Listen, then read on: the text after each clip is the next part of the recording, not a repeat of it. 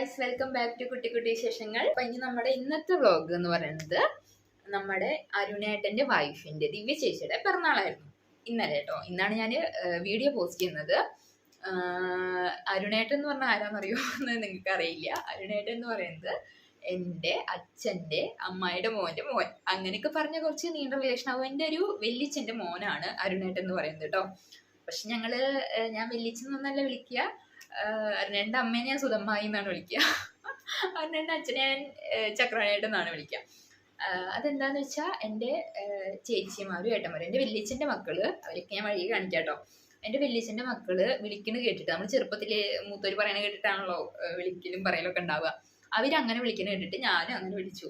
അവരുടെയും വെല്ലിച്ചനാണോ എന്ന് ചോദിച്ചാൽ എനിക്കറിയില്ല കേട്ടോ. അങ്ങനെ വരേണ്ട ഒരു റിലേഷനാണ്, പക്ഷെ അങ്ങനെയാണ് വിളിക്കുക. പക്ഷെ സ്ഥാനമുണ്ട്, എൻ്റെ ഒരു വെല്ലിച്ചൻ്റെ സ്ഥാനത്താണ് അരുണേട്ടൻ്റെ അച്ഛൻ. അരുണേട്ടൻ എൻ്റെ ഒരു ഏട്ടനാണ്. ആളുടെ വൈഫിൻ്റെ ദിവ്യ ചേച്ചിയുടെ പിറന്നാളായിരുന്നു ഇന്നലെ.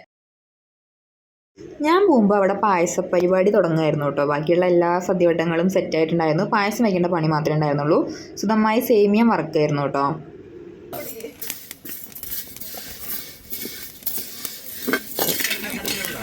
പായസം വെച്ചതും ഏറ്റവും കൂടുതൽ പണിയെടുത്തത് അർജുനായിരുന്നു കേട്ടോ. അത് പിന്നെ വെക്കണ ആൾക്ക് തന്നെ ആവുമല്ലോ കൂടുതൽ പണി ഉണ്ടാവുക.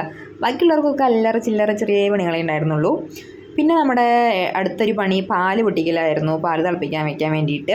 ഏറ്റവും വലിയൊരു സന്തോഷം എന്താ വെച്ചാൽ എല്ലാ കസിൻസും കൂടി പണിയെടുക്കുക എന്ന് പറഞ്ഞാൽ അത് വല്ലാത്തൊരു ഫീൽ തന്നെയാണ്.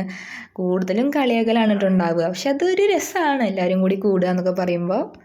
പൊട്ടിച്ച പാല് തിളപ്പിക്കാൻ വെക്കുകയാണ് കേട്ടോ സുധമായി. അപ്പോൾ പാലൊക്കെ ഉരുളിയിലേക്ക് ഒഴിച്ചിട്ട് അത് തിളപ്പിക്കാൻ വെക്കേണ്ട പണിയിലാണ്. ഇതാണ് നമ്മുടെ പിറന്നാളുകാരി ദിവ്യ ചേച്ചി. 34 രാവിലെ അമ്പലത്തിലൊക്കെ പോയി സെറ്റായിട്ടിരിക്കുകയായിരുന്നു. ചേച്ചി അടുക്കളയിൽ ചെറിയ പണിയിലാണ് കേട്ടോ. അപ്പോഴാണ് നമ്മുടെ കിളികൾ വന്നത്. അവർക്ക് സുധമായി അരിമുറുക്ക് ഇട്ട് കൊടുത്തിട്ടുണ്ടായിരുന്നു കേട്ടോ.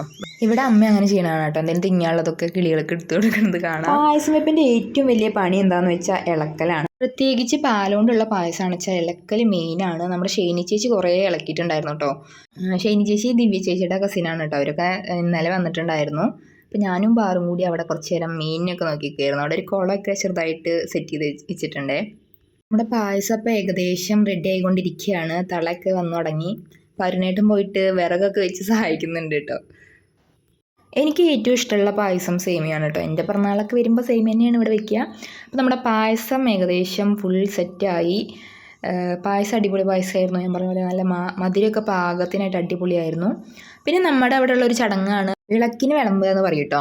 അതെന്താ വെച്ചാൽ പിറന്നാൾ എന്തുണ്ടാവുകയാണെങ്കിലും നമ്മൾ ആദ്യം വിളക്കിന് വിളമ്പിയിട്ട് ആരുടെയാണോ പിറന്നാൾ അവർക്ക് വിളമ്പിയിട്ടാണ് ബാക്കിയുള്ളവരൊക്കെ കഴിക്കുക.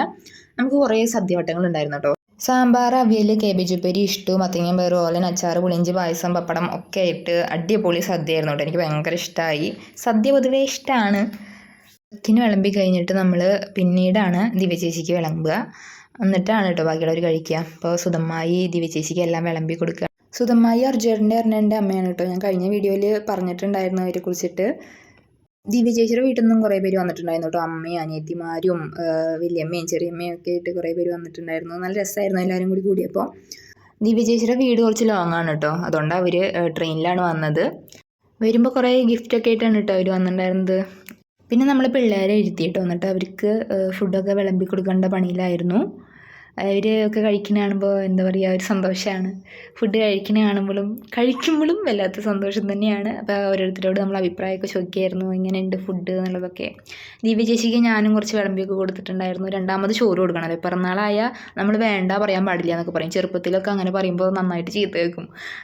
രണ്ടാമത് തരുമ്പോൾ വേണ്ട പറയാൻ പാടില്ല എന്നൊക്കെ പറഞ്ഞിട്ട് നമ്മുടെ പായസം ഓരോരുത്തർക്ക് ഒഴിച്ചു കൊടുക്കുകയാണ്.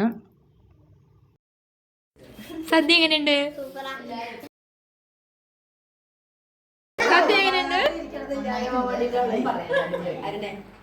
അടുത്ത ട്രിപ്പിലാണ് കേട്ടോ വലിയവരെല്ലാവരും കൂടി ഇരുന്നത്. അപ്പോൾ അവരും കഴിക്കുകയായിരുന്നു. നമ്മൾ 2 സ്ഥലത്തായിട്ടാണ് ഫുഡ് കഴിച്ചിട്ടുണ്ടായിരുന്നത്. ഡൈനിങ് ഹാളിലും കഴിച്ചിട്ടുണ്ടായിരുന്നു. എല്ലാവർക്കും കഴിക്കാൻ ഇതായ കാരണം പിന്നെ ഞങ്ങളായി അടുത്ത ട്രിപ്പ് ഞങ്ങൾ 5 ആൾ കൂടിയിട്ടാണ് കഴിച്ചിട്ടുണ്ടായിരുന്നത്. അടിപൊളി ഫുഡായിരുന്നു കേട്ടോ. എനിക്ക് ഭയങ്കര ഇഷ്ടമായി. ഞാൻ പറഞ്ഞ പോലെ സദ്യ കഴിക്കാൻ പൊതുവേ കുറച്ച് ഇഷ്ടമാണ്. എല്ലാ വിഭവങ്ങളും ഒന്ന് ടേസ്റ്റ് ചെയ്യാൻ തന്നെ ഭയങ്കര ഇഷ്ടമാണ് കേട്ടോ. ഇത് അരുണേട്ടൻ്റെ അച്ഛമ്മയാണ്. അച്ഛമ്മയ്ക്ക് കുറച്ച് വയ്യ. ഞാൻ വേശുമായി എന്നാണ് വിളിക്കുക. അച്ഛൻ്റെ അമ്മായിയാണ് കേട്ടോ. അതുകൊണ്ട് അങ്ങനെ തന്നെയാണ് വിളിക്കുക. അപ്പുറത്ത് അപ്പമാമ ഇരിക്കുന്നുണ്ട്. അതൊരു വലിയച്ഛനാണ്. അപ്പോൾ അവർക്ക് കുറച്ച് പ്രായമായതിൻ്റെ ഇഷ്യൂസൊക്കെ ഉണ്ട്. അപ്പോൾ സതി ചേച്ചി വാരി കൊടുക്കുമായിരുന്നു കേട്ടോ, കഴിക്കാൻ പറ്റാത്തതുകൊണ്ട്. Happy birthday to you. Happy birthday to you.